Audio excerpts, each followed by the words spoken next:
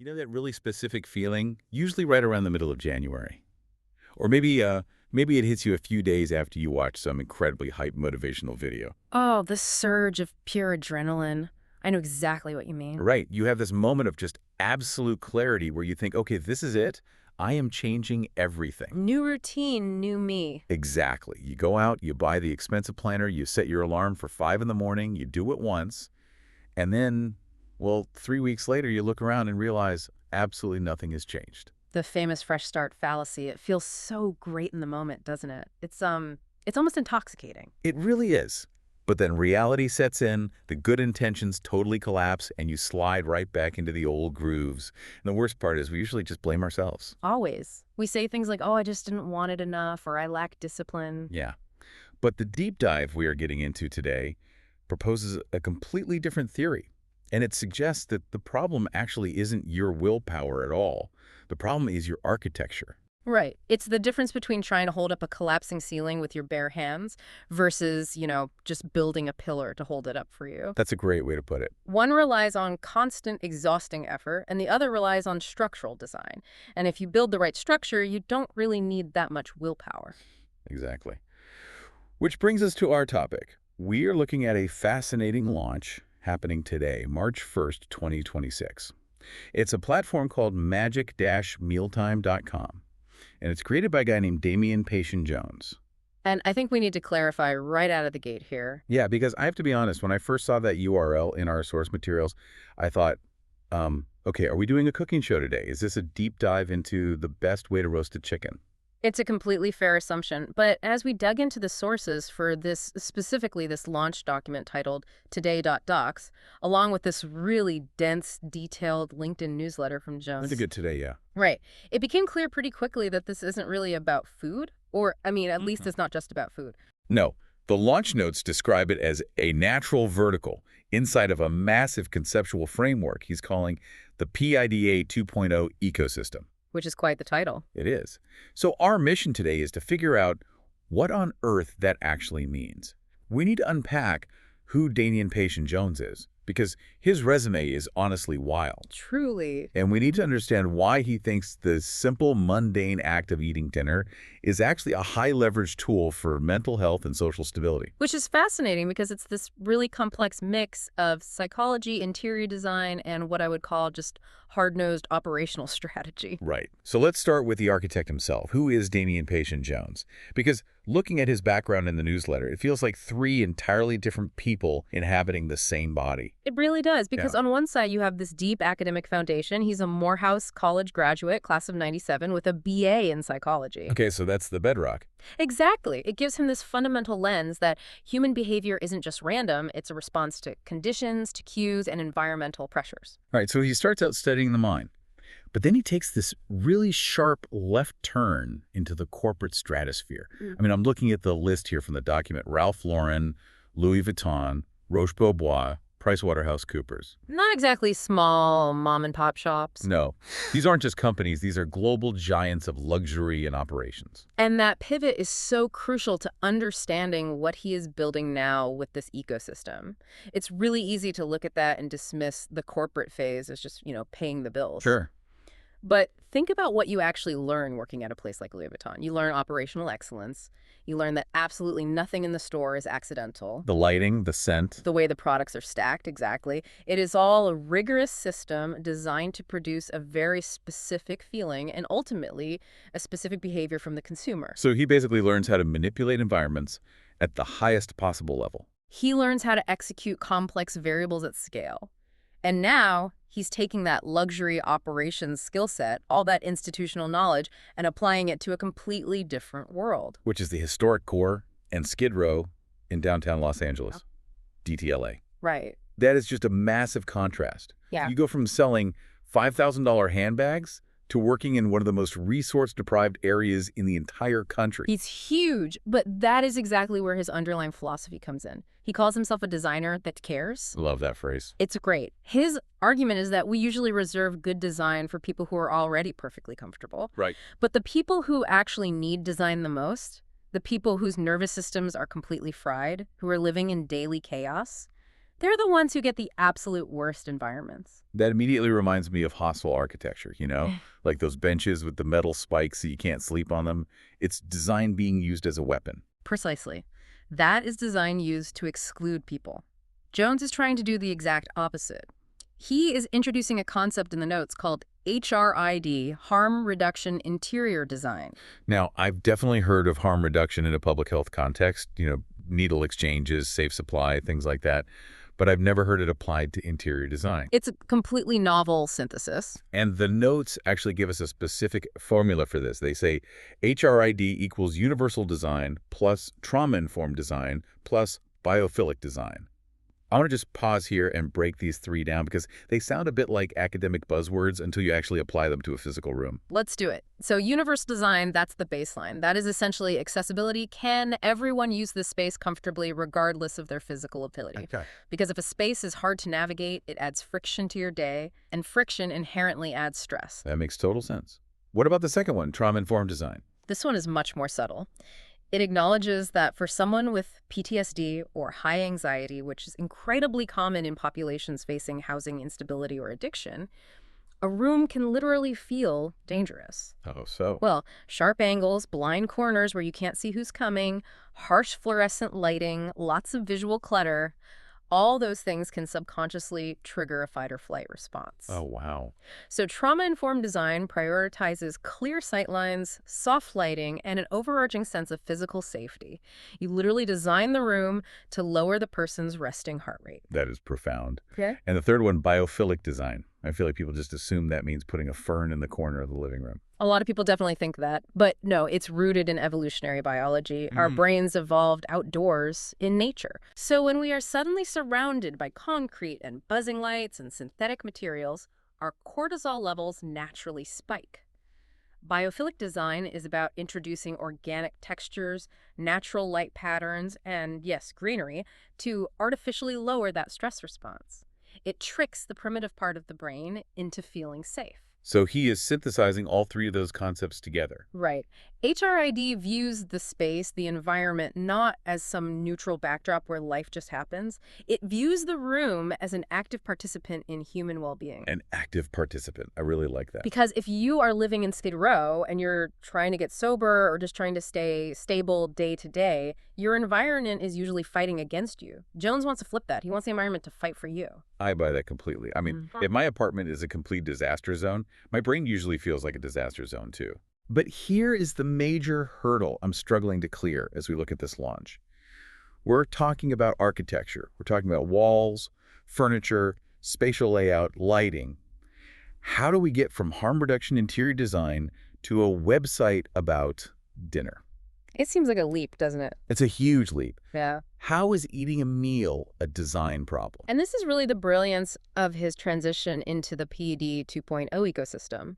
Jones isn't just designing physical rooms anymore. He is designing time. Designing time. Yes. He uses a very specific term for this in the newsletter. He calls them behavioral nodes. Okay, let's unpack that. What exactly is a behavioral node? Think of a node as a leverage point in your daily schedule. Jones identifies mealtime as one of the most powerful nodes you have for three distinct reasons.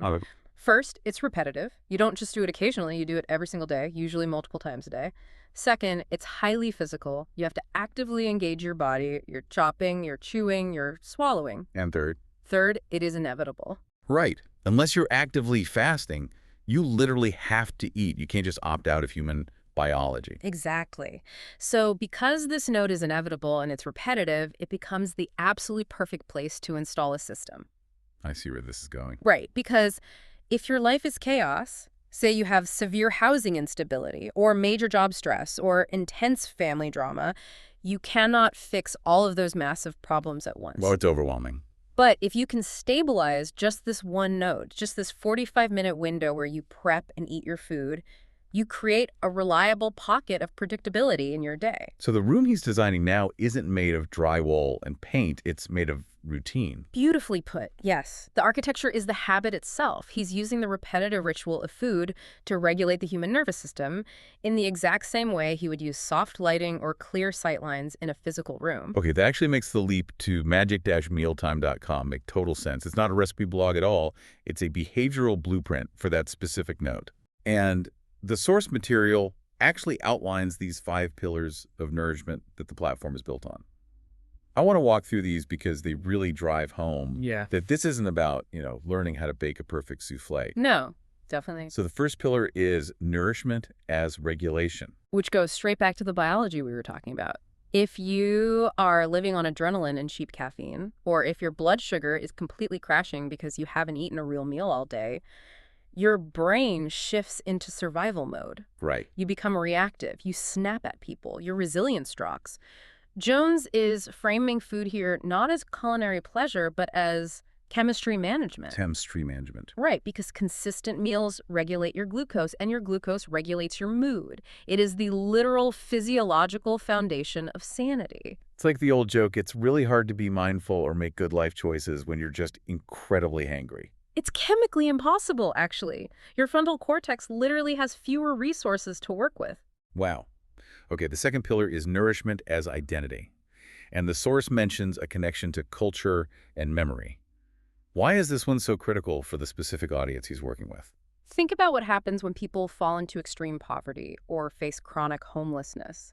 They so often get stripped of their personal identity. They just become a statistic. They become the homeless. Yeah, a demographic instead of a person. Right. Jones argues that cooking the food of your specific culture, whether that's soul food or traditional Mexican or whatever your family background is, that is an active way of reclaiming who you are. It's a way of saying, I am not just a person in a crisis. I am a person with a rich history and a lineage. It anchors you back to yourself. That's powerful. Okay, pillar 3 is nourishment as relationship. Because the dinner table is really the original social network. It's where family culture gets built and reinforced. But if mealtime is constantly stressful, if it's just grabbing fast food in the car and eating in separate rooms, that connection breaks down. You lose the touch point. Exactly. The physical architecture of the table forces interaction. It forces you to actually look at someone, pass a plate, and say, hey, how was your day? It builds that essential social fabric. Now, pillar 4 is honestly my personal favorite. Mostly because I am so incredibly tired of seeing perfect, unattainable food on social media. It's nourishment as practicality. Yes, this is definitely for the learners out there. The notes explicitly say this is not about lifestyle aesthetics. It's about actual life skills. Budgeting, prepping, adapting to what you have. And this is where that corporate operational excellence comes rushing back into play. A system will always fail if it's too expensive or too complicated to maintain. Right. If a recipe requires like a pinch of imported saffron and 3 hours of active prep time, that is not harm reduction design. No, that is stress-inducing design. Practicality means using leftovers efficiently. It means cooking cheap, accessible ingredients well. That is what makes the system sustainable for real people who are coming home tired and broke. Exactly.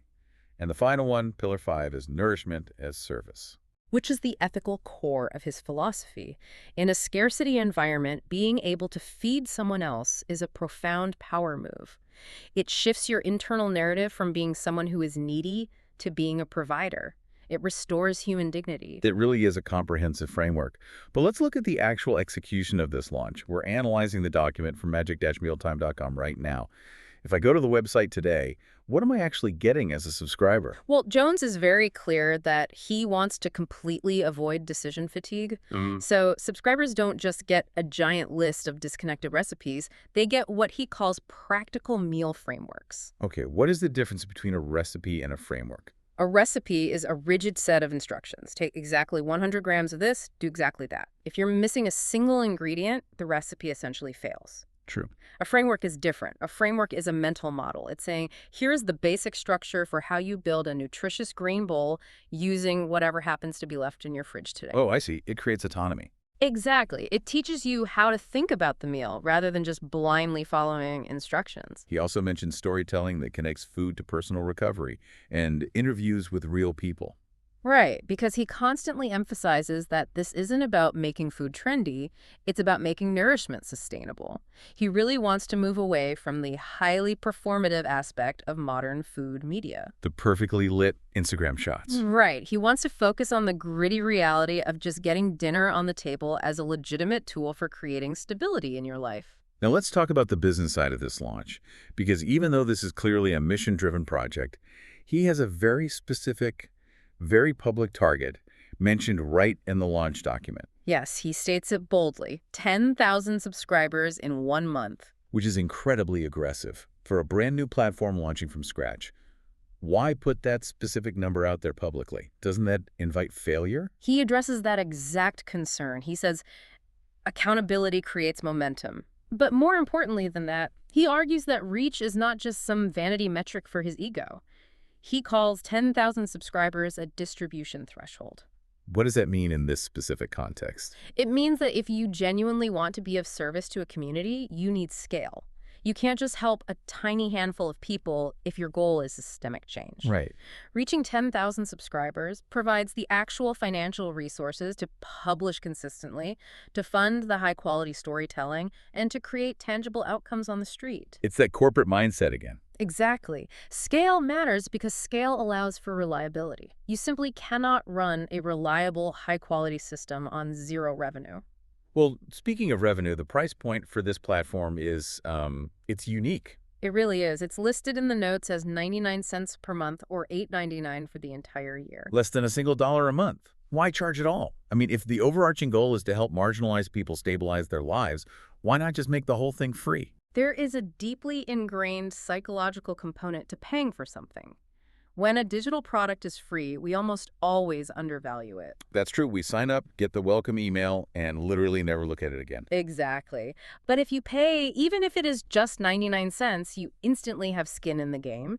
It functions as a micro-commitment. It's your brain saying, I am actively investing in this process.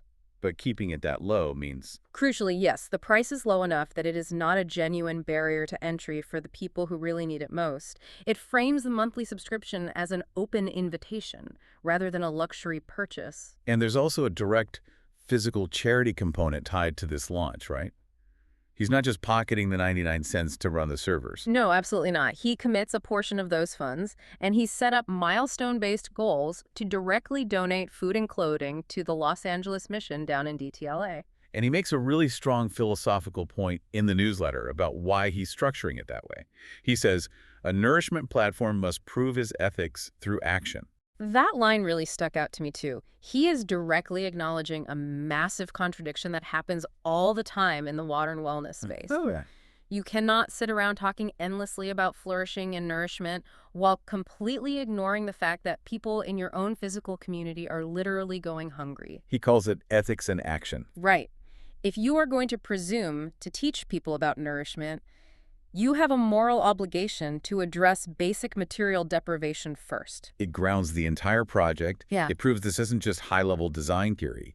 It translates into immediate physical help for the exact neighborhood he's advocating for. Exactly. Yeah. It ties the digital back to the physical. Yeah. It connects back to his daily work in the historic core and Skid Row.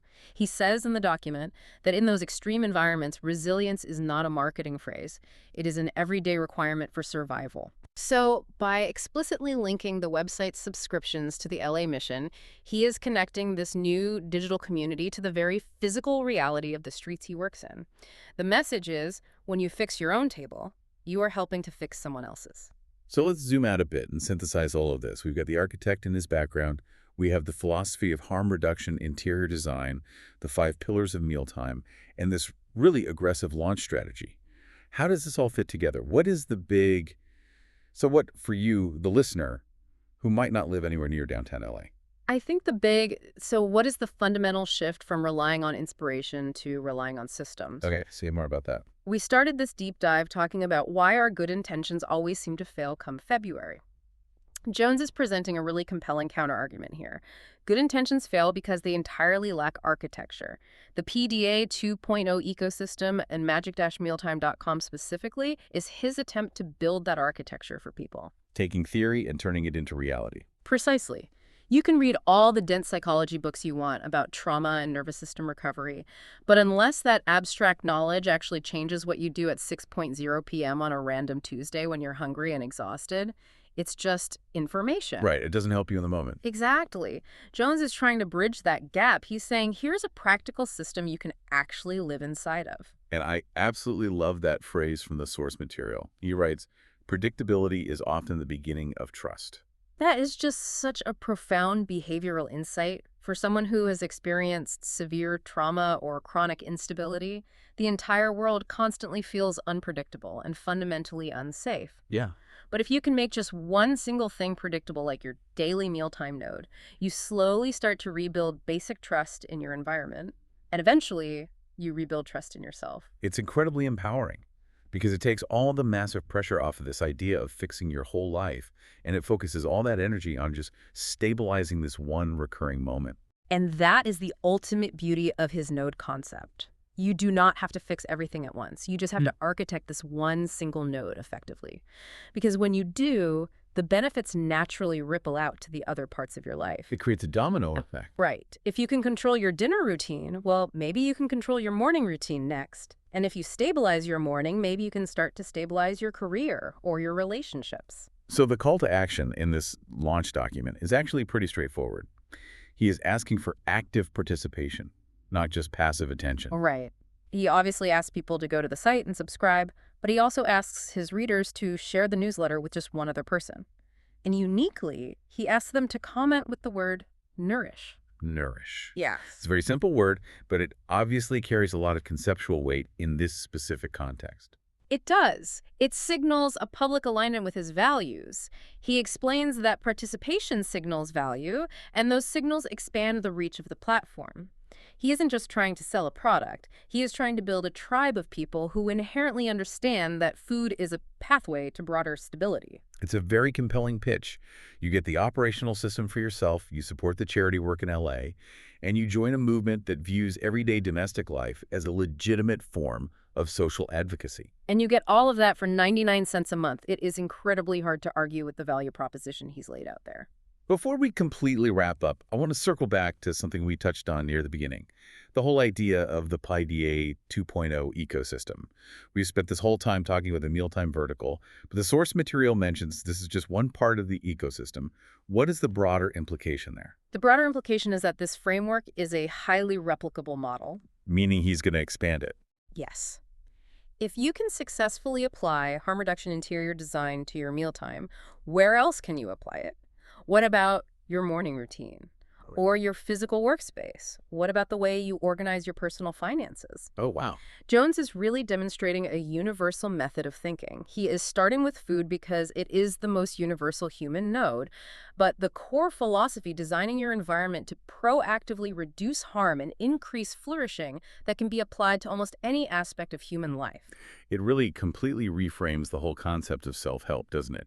It becomes less about, aggressively improving yourself through sheer willpower and much more about designing your external support system. Exactly. It totally removes the shame from the equation. If you are struggling to keep up, it's not necessarily because you're fundamentally weak or lazy. It's simply because your system isn't structurally designed to support you under pressure. If you fix the design, you inherently change the outcome. Well, this has certainly given me a whole lot to think about regarding my own dinner plans tonight. It's not just fuel anymore. It is a nervous system regulation strategy. It really puts throwing a frozen pizza in the oven in a whole new light, doesn't it? Though, to be fair to his system, even a frozen pizza can be part of a functional architecture if it's eaten with intention and consistency. That is a very fair point. So to quickly recap for everyone listening, magic-mealtime.com is officially launching today, March 1st, 2026. It's a new initiative by Damian Patient Jones, built within his PIDA 2.0 ecosystem. It treats the daily act of eating as a high-leverage strategy for mental stability, personal identity, and social connection. And the immediate goal is 10,000 subscribers in 30 days, which will build the operational capacity for sustainable service and direct donations to the LA mission. And the underlying philosophy tying it all together is that consistent, well-designed systems will beat random bursts of inspiration every single time. Absolutely. So here's our final thought for you to chew on, pun definitely intended. The source material mentioned that predictability is often the beginning of trust. We want you to take a hard look at your own day. Is there a specific part of your daily routine, a node, as Jones would call it, that currently feels chaotic or constantly draining? It might be the morning rush out the door, or maybe it's that hour right before bed. If you actively changed the architecture of that specific moment, if you turned it from a random source of stress into a highly predictable system, what other parts of your life might naturally stabilize as a result? It is definitely a question worth asking yourself. Be sure to check the show notes for the direct link to magic-mealtime.com if you want to see exactly how Damien is architecting this platform. And maybe consider throwing in that 99 cents to see those practical frameworks in action for yourself. Thanks for taking this deep dive with us today. We will catch you on the next one. Take care, everyone.